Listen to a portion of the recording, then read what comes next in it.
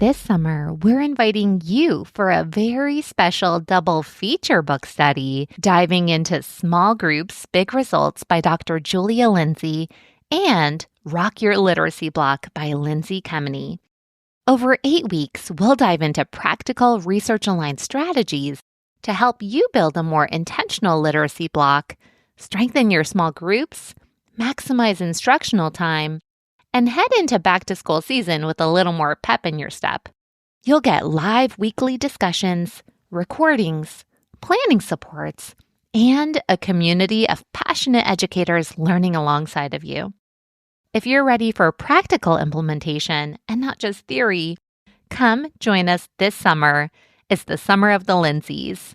Head to the link in the show notes to save your spot. You're listening to episode 95 of Literacy in Color. Welcome to the Literacy in Color podcast. I'm your host, Michelle Sullivan, a science of reading advocate with over a decade of experience as a reading interventionist and literacy coach. I'm passionate about making evidence-based instruction both effective and engaging. If you're interested in captivating our learners on reading fluently and understanding language, or as I like to call it, keeping it colorful, then you've found the right place. Each week, we'll explore intriguing lit bits and practical strategies around the science of reading and structured literacy to help you be colorful and teach colorfully. Are you ready to bring literacy to life? Let's color outside the lines and make an impact together. Hello, everyone. Welcome back to another episode of Literacy in Color. Today, I'm joined once again by the other half of Logos Literacy Academy, one of my closest friends and my Morphology besties, Sarah Paul, and she's the MVP of the podcast, I'd say. I love this because we talk every day, multiple times a day, but now we're just being recorded. So hi, everyone. I'm so excited to be here. Yeah. So I'm excited. We're going to be talking about affixes today, right?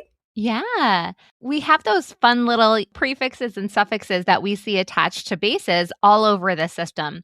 And honestly, when we see people talking about affix instruction, oftentimes it can either be oversimplified or overcomplicated. And sometimes what we see is that students tend to be memorizing lists of meaning in isolation. And other times, affixes are treated like tiny little vocabulary trivia cards disconnected from real words. That's so true. So today, what we wanted to do is we wanted to share how we think about affix instruction through our A4 framework. So this is our signature framework that Sarah and I developed inside of Logos Literacy Academy. So excited to talk about it. And just like our base framework episode, we want this conversation to feel really practical, something that you can realistically implement right away while still connecting to that bigger picture of literacy. Because there's really so much we can do with affixes. They expand meaning, they shape our grammar, they influence spelling, and even affect pronunciation. So we've got that little twist to deal with too. So we're going to start at the beginning. And I always think it's really important to define our terms so that everyone is on the same page. I had a philosophy professor in college who was always like, define your terms. So first things first, just what is an affix? So an affix is a bound morpheme. That means it cannot stand alone as a word. It has to attach to another meaningful unit. So it has to attach to another morpheme. And there's two major types: prefixes, which come before a base, and then suffixes, which come after a base. And there's also something called a connector vowel, which acts like glue, but I don't think we have the time to focus on that today. I'm thinking that could even be a future episode, Michelle, because we have a lot to say about those too. Yeah, that's a good idea. We'll put it on the to-do list. I'm just inviting myself back. You're always invited. So one thing that we're really intentional about is our language when we're talking about prefixes and suffixes. So instead of saying that prefixes go at the beginning of words or suffixes go at the end of words, we like to say prefixes come before a base and suffixes come after a base. Because once students start encountering larger words with multiple affixes, that precision in our language really matters. So in a word like unpredictable, it actually has two prefixes. We have UN and PRE.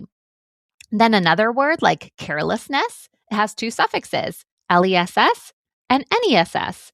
So when we say the beginning of the word or end of a word, students are often kind of primed to look at those exact two places, when in fact, affixes can be sandwiched inside of a word too.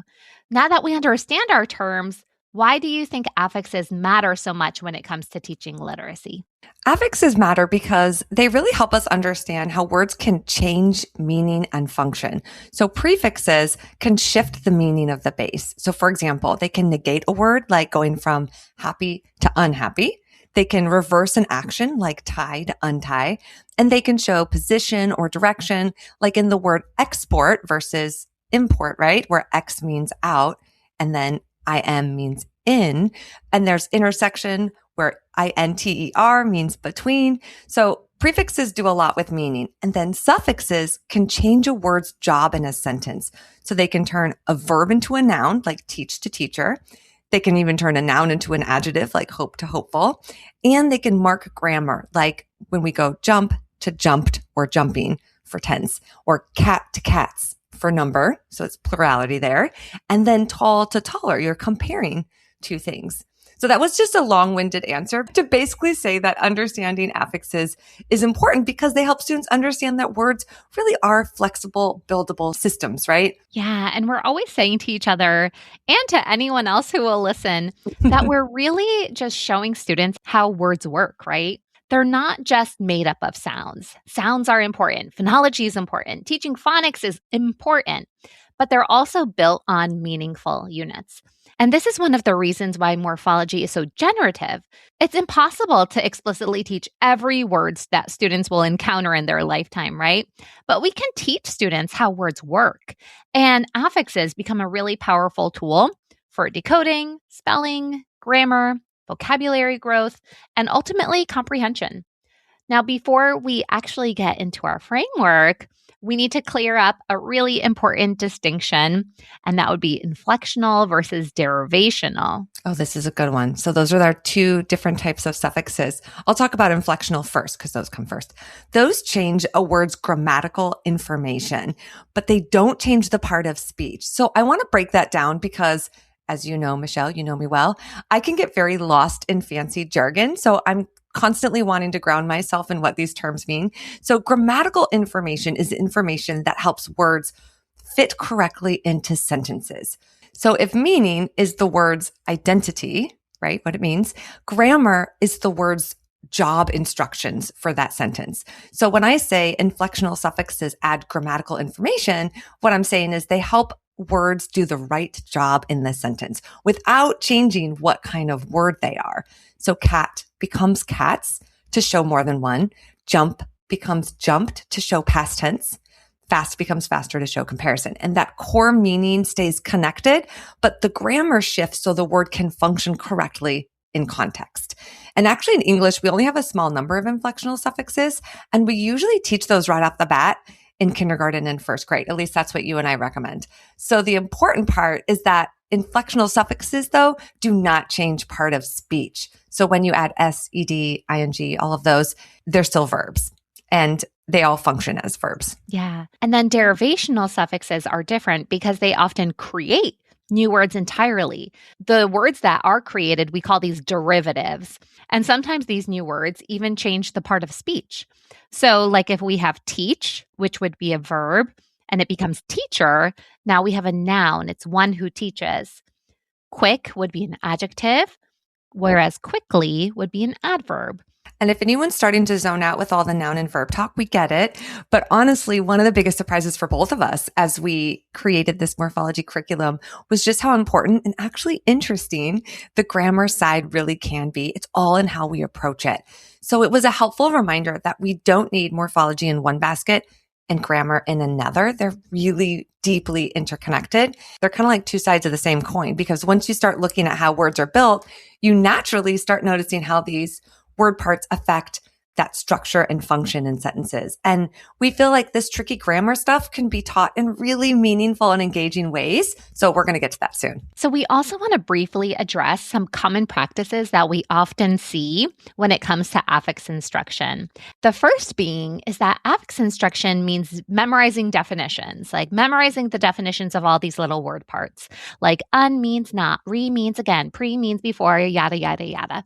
And just another aside, Sarah and I often like to spell out our affixes because they tend to flex in pronunciation depending on what they're affixed to.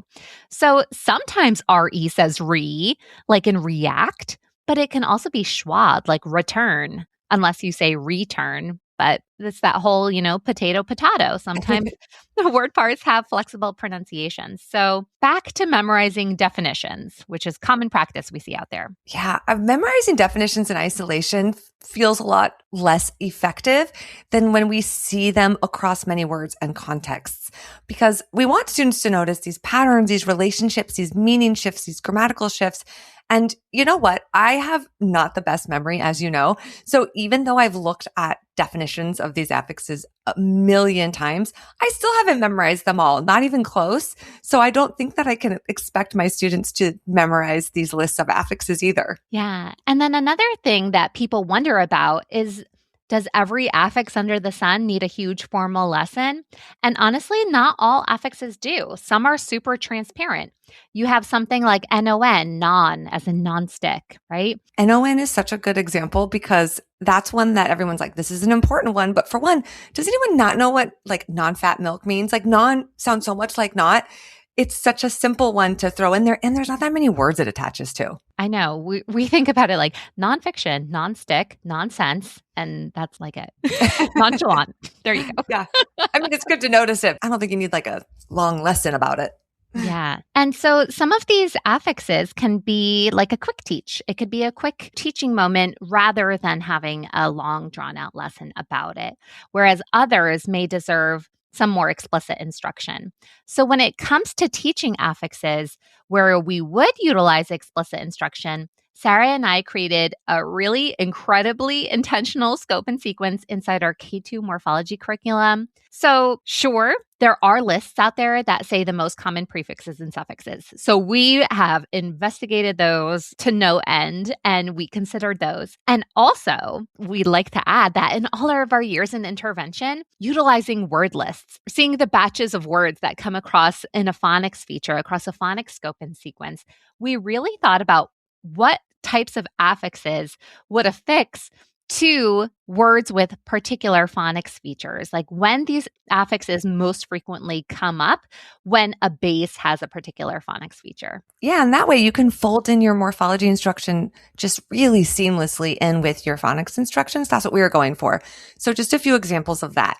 We introduce suffix S right away when we're teaching CVC words because it is nearly impossible to read a decodable text without it. So that one just naturally folds in. And then suffixes like ed and ing are a little trickier because on the one hand, they're incredibly common. So we want students to learn them early. But we also found that it helps to wait until after students have learned consonant blends or consonant clusters first. That way we can initially work with simpler words like turning jump into jumping or help into helped before immediately throwing students into those complex spelling changes that we'll talk about later, like running or hopped, where that doubling rule comes into play. So we were really intentional about where to put those. And then with suffixes like FUL, LESS, and LY, we noticed that many of those words students are likely to build with those suffixes often include vowel teams. So we felt that was a natural fit. We waited until we got to the vowel team so that they could work with more of those words and really truly spell and read them. So really, we started thinking about affix instruction, not just through a morphology lens, but through a phonics lens also for our K2 and asking, is this suffix important? But also, when can students actually read and spell and use these successfully. Yeah, with the words that they show up in, right? Exactly. And what's special is that we haven't seen anyone do this. So Sarah and I became reading interventionists back in, she 2012 and myself in 2013, respectively. And we have a long history with phonics intervention. And so when it comes to affix instruction, we really drilled down some of these ideal places where they can best fit in. And we also want to be really clear that this doesn't mean that you completely avoid these suffixes until they're formally introduced in your scope and sequence. So if they come up naturally in reading and writing, you can absolutely notice them, name them, talk about them. And in fact, many students start noticing these patterns on their own, sometimes before we explicitly teach them. This is just part of being in a language-rich environment, reading books, talking about books. This is less about rigidly withholding exposure and more about being really intentional about our explicit instruction. So students can absolutely begin developing an awareness before full formal instruction is put into place. And sometimes these natural moments of noticing actually make later instruction even more meaningful.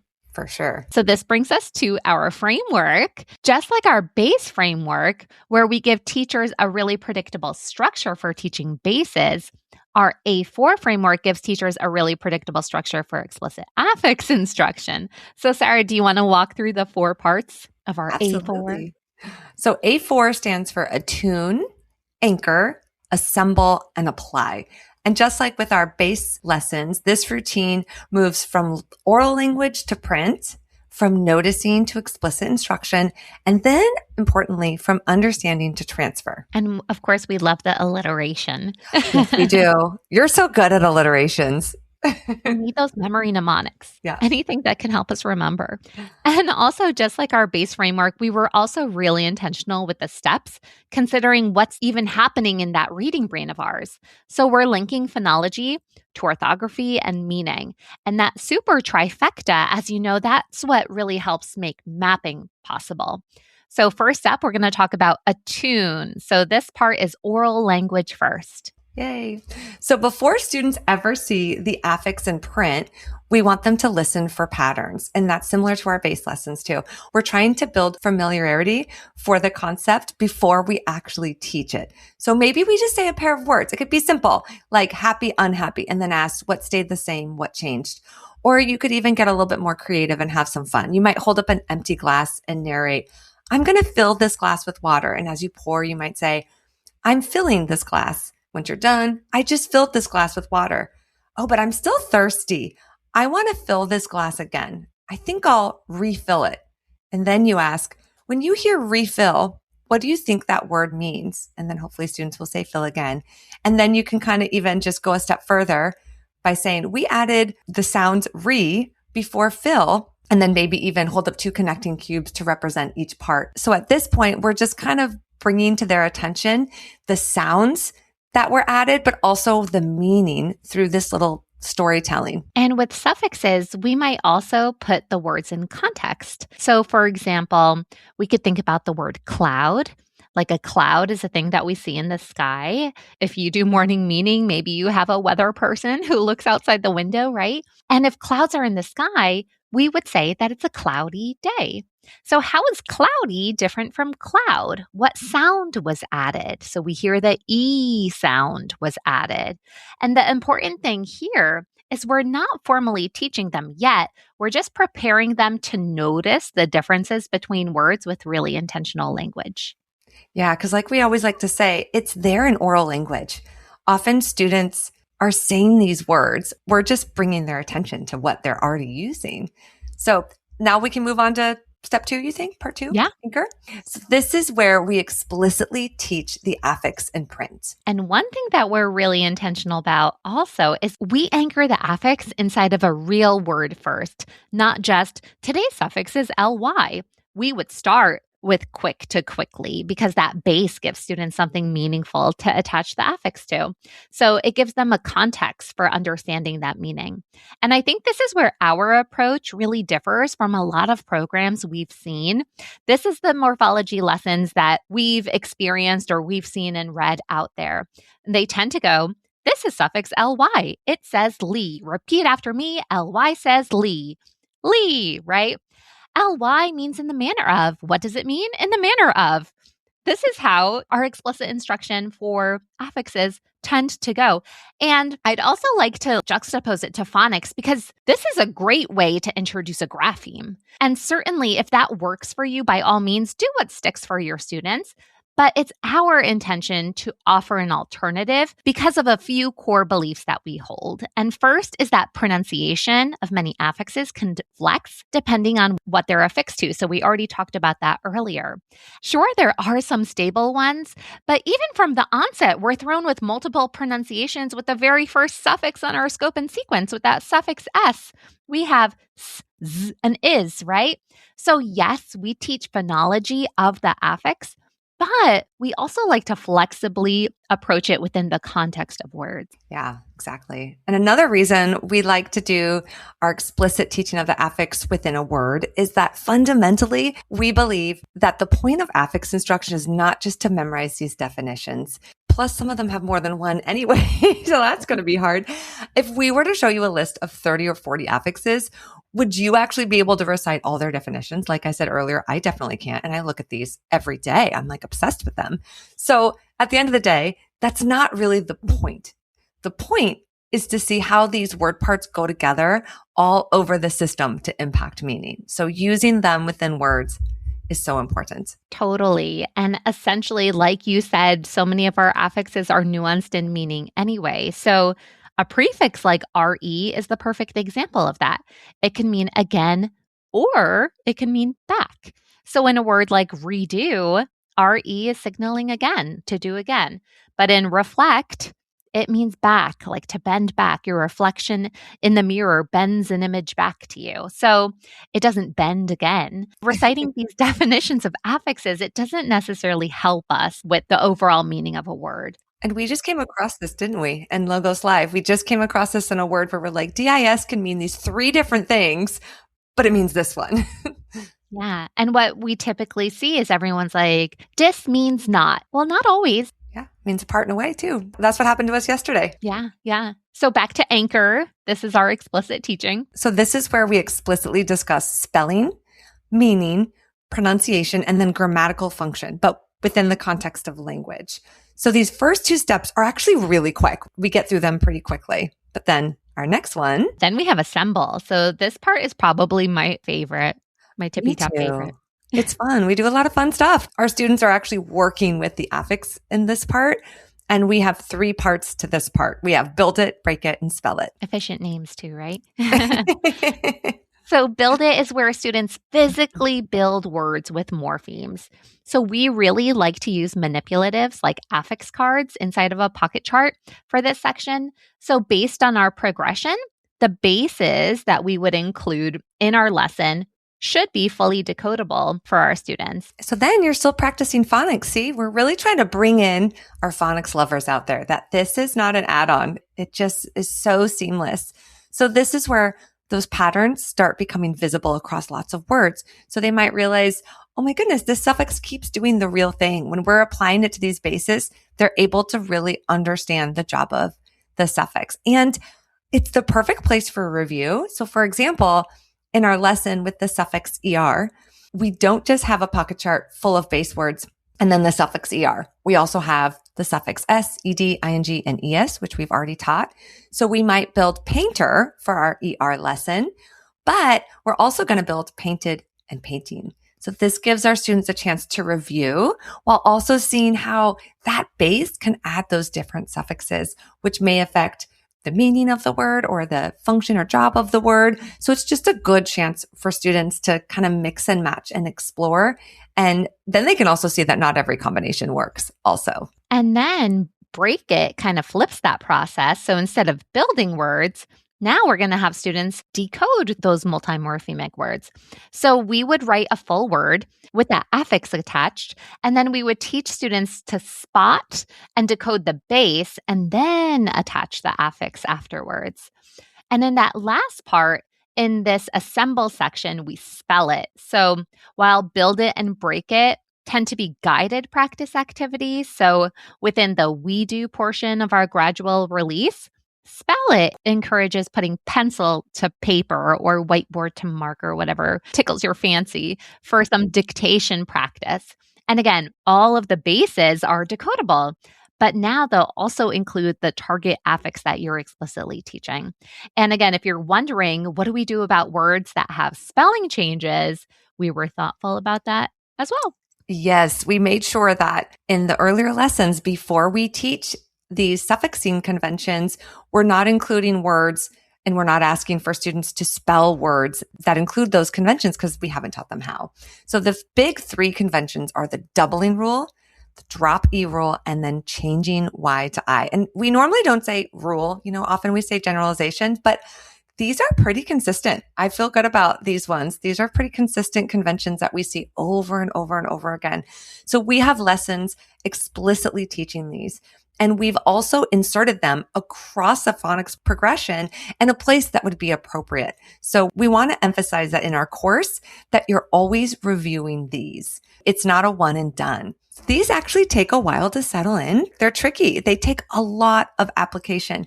So the initial lesson is just that. It's an initial lesson. We're first introducing this concept of, say, the doubling rule. And we're constantly after that giving opportunities to review these conventions. Yeah. And if you recall our base lesson episode, or perhaps if you have seen some of our base lessons, we don't shy away from including words that have those suffixing conventions in the base lessons, because to us, those are more so language lessons that we're giving students access to. We're not expecting them to necessarily read or spell them to mastery. We do a lot of the heavy scaffolding in that moment. Whereas in our affix lessons, we're being really intentional about these are the spots where we are going to kind of hold you accountable because now we've taught you how it works. So we like to sprinkle it all in with some exposure, but also explicit teaching when it's developmentally appropriate too. And that's the beauty of using both of them together, the base lessons and the affix lessons, because a lot of times by the time you get to the explicit lesson, they're like, oh yeah, we've seen this. And so they have something to attach it to. They have that background knowledge. Exactly. And finally, we have our fourth A. So that would be apply.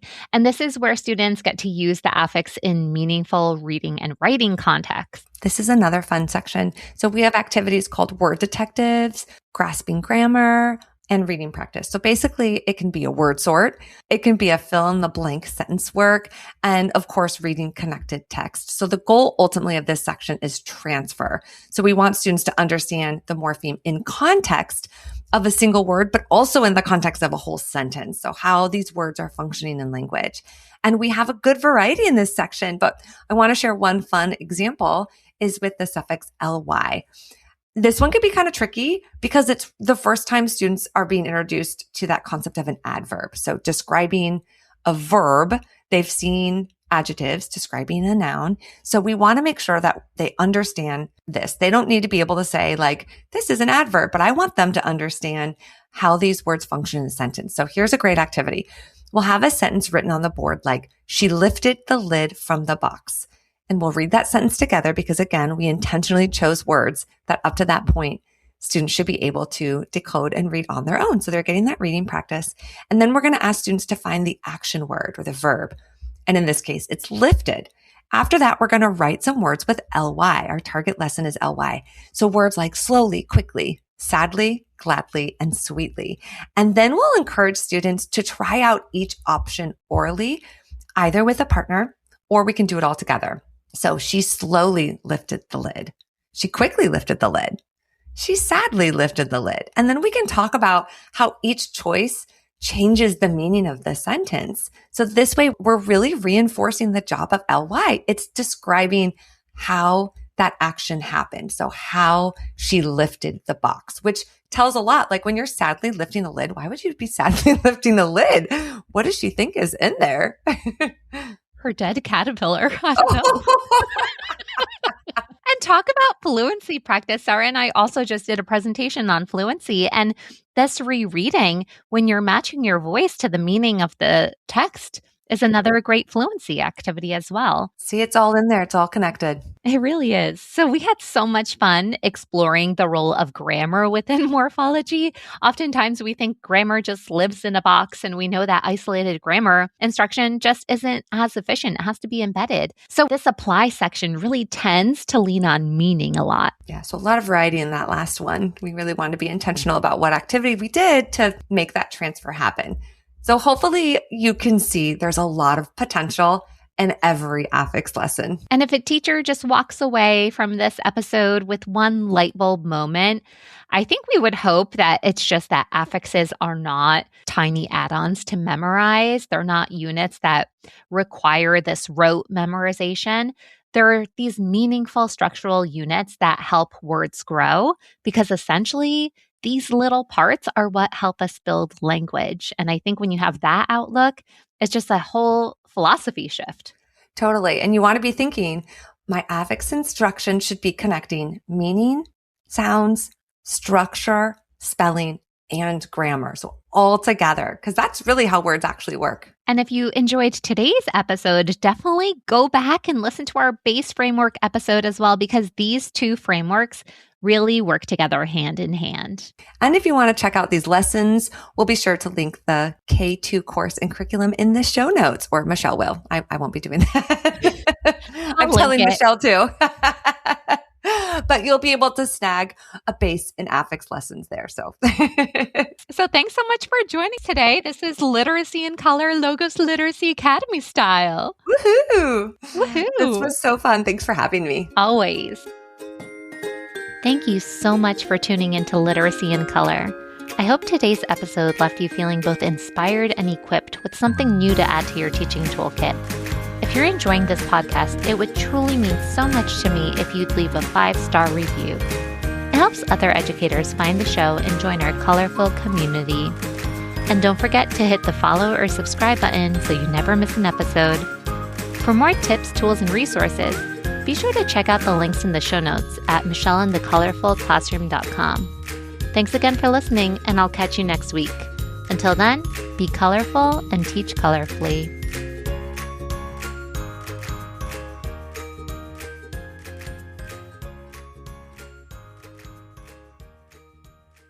Do you ever catch yourself saying, English is just crazy? Maybe your students come across a tricky word and you tell them, you just have to memorize that one, or this is the part you have to know by heart. But deep down, you know it's still confusing. Here's the truth. English isn't random. It's a wonderfully complex system, and once you understand how that system works, through sound, structure, and meaning, everything changes. That's what Sarah, Paul, and I teach inside Mastering Morphology. This isn't another curriculum. It's deep teacher knowledge inside a practical, comprehensive course that finally shows you how words really work. No more exceptions, no more gimmicks or patching holes with memorization or phonics alone. It's time to go beyond sound it out and give your students the framework they need to truly understand words. So if you're ready to stop guessing and start teaching with confidence, join us inside Mastering Morphology. Enrollment is open now, so we invite you to click the link in the show notes to get started.